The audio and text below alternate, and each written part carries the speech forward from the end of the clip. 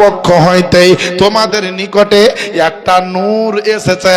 এখানে আল্লাহ পাক আপনার নূরের কথা বললেন। আপনি আমি কিন্তু জানতে পারলাম না আল্লাহ যে নূর কাকে বলতে চাইলেন, নূরের উদ্দেশ্যটা কাকে করতে চাইলেন।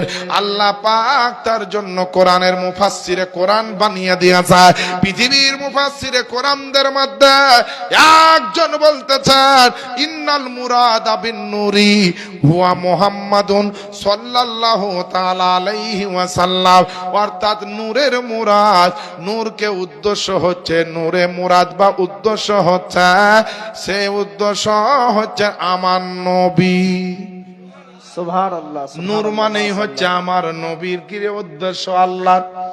এই নূর নবী এসেছেন, আমার রহমাত লিল আলামিন পয়গম্বর এসেছেন।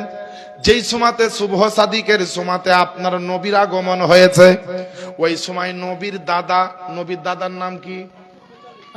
মনে যেন থাকে বাপ। নবীর দাদা আব্দুল মুত্তালিব বলেছিলাম কোরাইশ বংশের সর্দার। তিনি কাবা ঘরের মুতাওয়াল্লি, মানে কাবা ঘরের সেবা যত্ন করতেন, ঝাড়ু দিতেন, নামাজ পড়তেন, আজান দিতেন, যেমন আমরা করি কিনা। মুতাওয়াল্লি মানে মুয়াজ্জিন, মানে বুঝতে পারেন না, ঝাড়ু দেয়, আজান দেয়, মসজিদের খিদমত করে। তো কাবা ঘরের মুতাওয়াল্লি আব্দুল মুত্তালিব কাবা ঘরের সেবা করতেন। তখন তো 5 ওয়াক্ত আজান ছিল না, নামাজ ছিল না, কিন্তু যা সেবা দরকার হতো সময়ে তিনি নামাজও পড়তেন, দোয়াও করতেন। কিন্তু কম্পালসারি ভাবে নামাজ ছিল না। তবে রাদার আব্দুল মুত্তালিব কাবা ঘরকে তওয়াফ করতেছেন। ফজরের সময় গিয়ে কাবার পাশ দিয়ে ঘুরছেন আর তওয়াফ করছেন, এটাই কাবাকে তওয়াফ বলে। দোয়া পড়ছেন আর ঘুরছেন। এই দেখেন বাবা, আব্দুল মুত্তালিব নিজে আপনার বর্ণনা করে। কিতাবটার নাম হচ্ছে নুজহাতুল মাজালিস, প্রথম খণ্ড 189 পৃষ্ঠা। আল্লাহ পাকের নবীর আপনার দাদা বর্ণনা করেন যে আনা আতুফু বিল কাবাতি তিলকা ওয়া আলাইলা। এর অর্থ হচ্ছে যে আমি আব্দুল মুত্তালিব কাবা ঘরকে তওয়াফ করতেছিলাম, আর হঠাৎ করে দেখলাম কাবা বাইতুল্লাহ আমার আমেনার ঘরের দিকে সাজদার মতো নিচু হয়ে গেছে। সুবহানাল্লাহ, সুবহানাল্লাহ। সাজদার মতো নিচু হয়ে গেছে কাবা বাইতুল্লাহ। আব্দুল মুত্তালিব আওয়াজ দিয়ে বলে, ও কাবা বাইতুল্লাহ, তুমি কিসের জন্য ঝুঁকে যাও, কিসের জন্য ঝুঁকে যাও? তোমার দিকে আপনার মুখ করে আল্লাহর বান্দারা ঝুঁকে, কিন্তু তুমি কিসের জন্য ঝুঁকে যাও? তো কাবা বাইতুল্লাহ বলে, ওগো আমার মুতাওয়াল্লি, ওগো আমার আহনো আল্লাহ পাকের বান্দা আব্দুল মুত্তালিব, শোনো রে শোনো, আজকে আমি এই দিকে ঘুমে যাচ্ছি, এই দিকে আপনার ঝুমে যাচ্ছি, তার কারণ হচ্ছে যে আল্লাহ পাক যে আমাকে কাবা বাইতুল্লাহ বানিয়েছে, আর আমার যিনি কাবা সেই নবী মুস্তাফার আজকে আগমন ঘটেছে আমেনার ঘরে। তাই আমেনার ঘরের দিকে ঝুঁকে ঝুঁকে আমি নবীজি পাককে আমি সালাম দিচ্ছি। মুসলমান, আব্দুল মুত্তালিব যেমনই শুনতে পেয়েছে যে আমেনার ঘরে, আমেনার বাড়িতে একটা বাচ্চার জন্ম হয়েছে, কাবা বাইতুল্লাহর কাছে গিয়ে হযরত আব্দুল মুত্তালিব কত না দোয়া করেছে, আল্লাহ গো আমার বেটা আব্দুল্লাহ মারা গেছে, আমার আমেনা একা আছে, আমেনার পেটে একটা বাচ্চা আছে গো আল্লাহ, একটা শান শওকাতওয়ালা বাচ্চা দিও, আমার আব্দুল্লাহর ঘরটাকে আবাদ করিও, আমার আব্দুল্লাহর সংসারটাকে আবাদ করে দিও গো আল্লাহ। আল্লাহ পাক আব্দুল মুত্তালিবের দোয়া কবুল করেছেন। তাই তো আমার নবী মুস্তাফা আব্দুল্লাহর বাড়িতে আসছে। মুসলমান, আব্দুল মুত্তালিব খুশিতে আত্মহারা হয়ে আমার আব্দুল্লাহ মা আমেনার বাড়ির দিকে দৌড়তে দৌড়তে আসছে।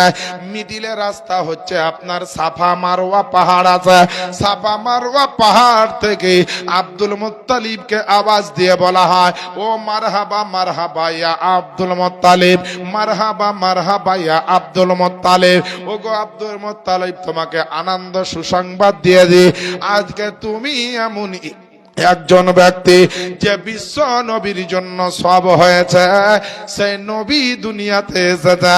আব্দুল মুত্তালিব, তুমি দাদা হয়ে গেছো। আব্দুল মুত্তালিব, তুমি দাদা হয়ে গেছো।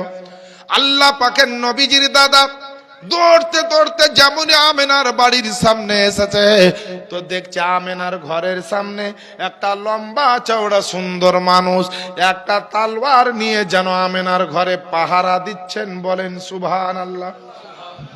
একজন লোক তলোয়ার নিয়ে দাঁড়িয়ে আছে। আব্দুল মুত্তালিব তো ফারেস্তা দেখতে পাচ্ছে না, লাইন লেগে আছে। আব্দুল মুত্তালিব হড়মড় হড়মড় করে চলে আসছে।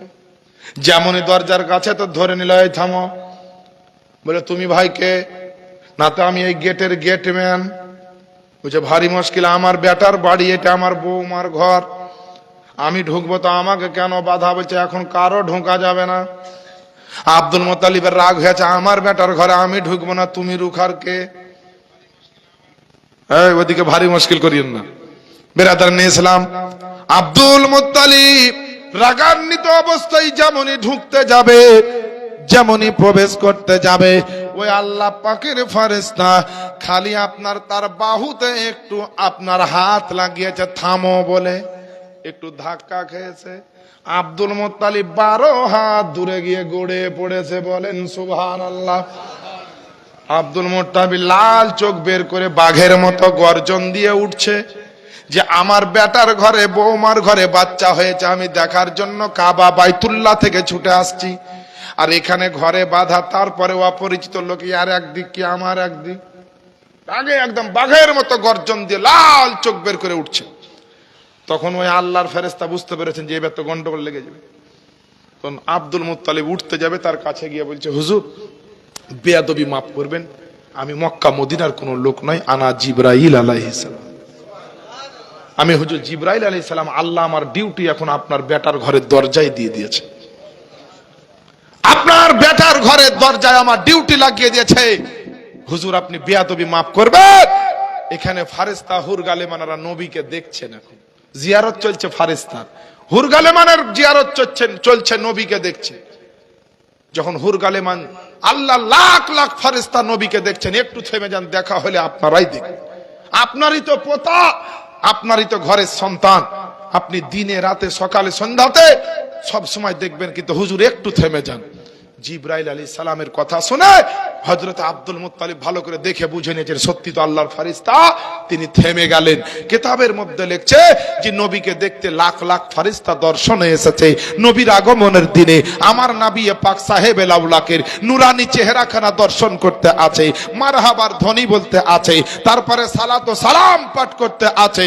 এই অবস্থার উপরে যখন নজর পড়ল, তো আমার সরকারে আলা হযরত আজিমুল বরকাত আকায়ে নিয়ামত দারিয়ায়ে রহমত কানজুল কারামাত আপনার ইমামে আহলে সুন্নাত হুজুর ইমাম আহমদ রাজা খান রহমাতুল্লাহি আলাই কলম চালিয়ে লিখতেছেন, কি লিখতেছেন যে আপনার সুবহ তৈবা মে হুই बढ़ता है बड़ा नूर का, सुबह तैबा में हुई है बढ़ता है बड़ा नूर का, सदका लेने नूर का आया है तारा नूर का।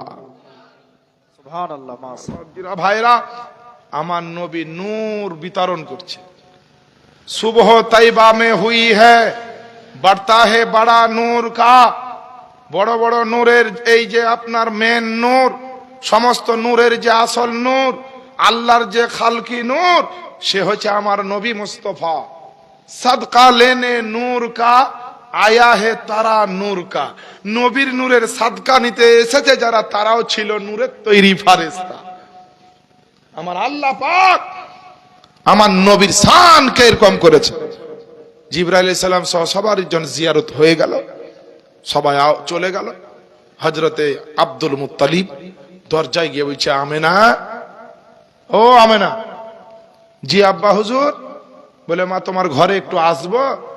তো আব্বা আসেন।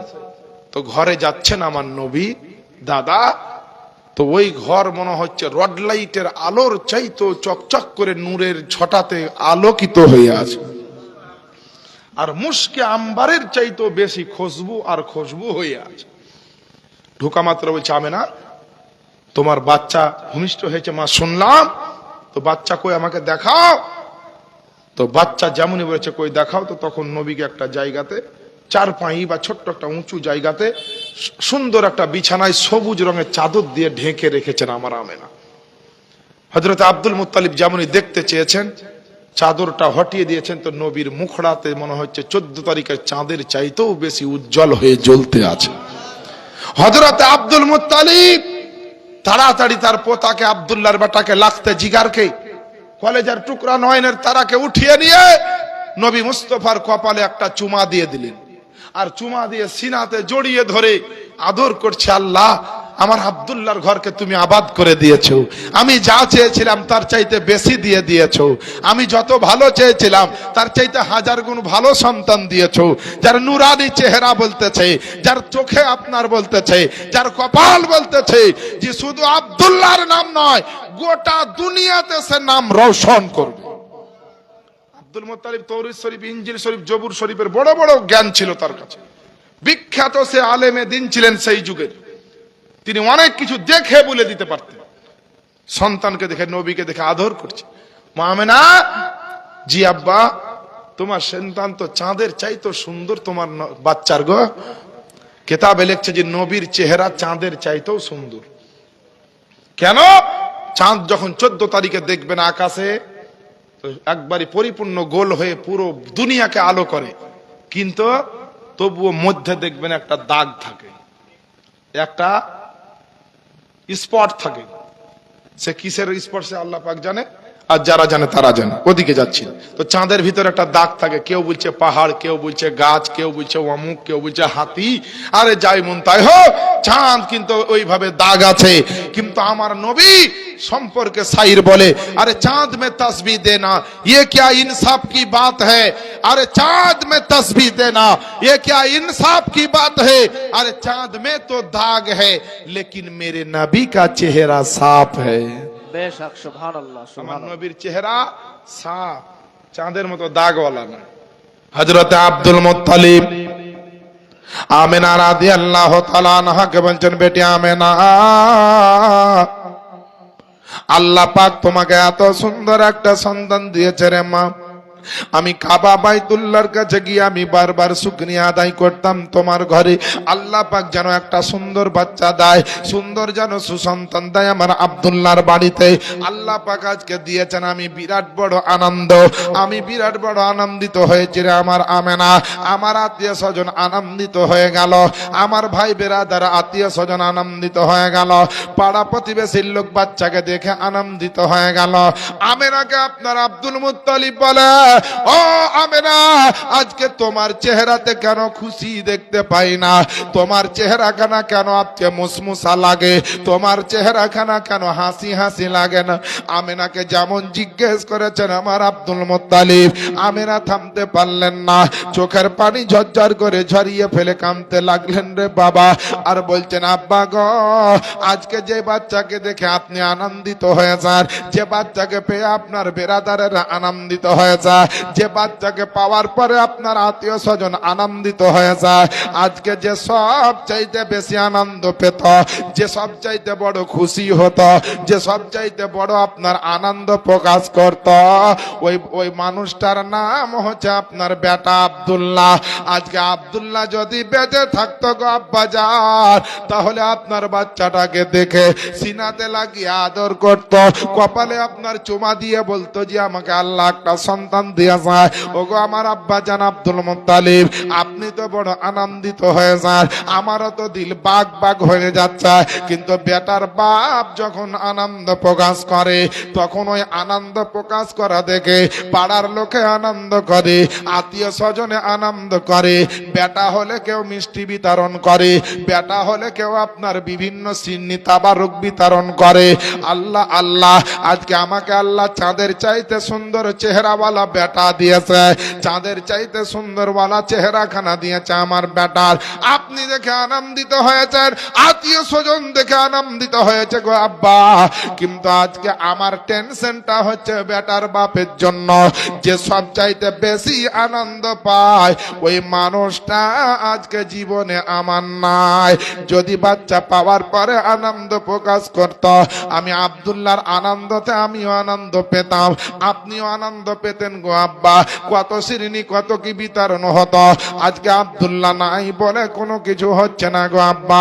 আব্দুল মুত্তালিব বললেন, বলে বেটা টেনশন নিও না, চিন্তা করো না, আমি আব্দুল্লাহর বাপ এখনো আমি বেঁচে আছি।